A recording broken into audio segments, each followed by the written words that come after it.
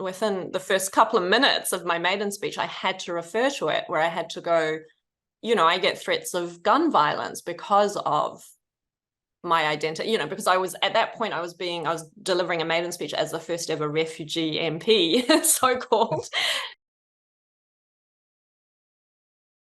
I'm actually a little surprised that because you were first elected as an MP, it wasn't that long ago, that in a place like New Zealand, which I tend to always think is something like Canada, that would even be tolerated for someone to be intolerant towards you. Oh, yeah.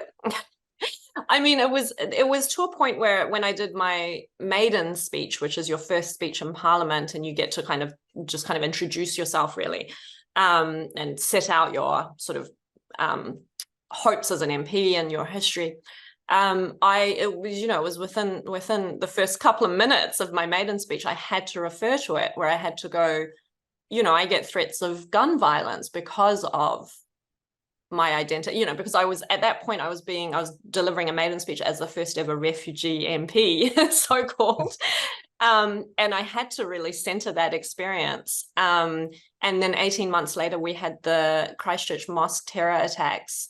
So I was getting threats of gun violence because people thought, a Middle Easterner is like such a threat. And that people were shocked at that. But actually, it was so present that, 51 people were then killed. And they were all from different, very different backgrounds.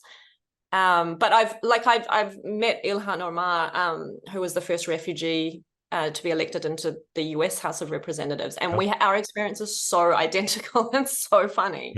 Interesting. And she's a practicing Muslim woman. Yeah. It's like, and she definitely gets, she has a fair number of detractors. And I'm literally the only MP who's had to have security at the level of like the PM in New Zealand for that reason. When Jacinda Ardern was Prime Minister, I was,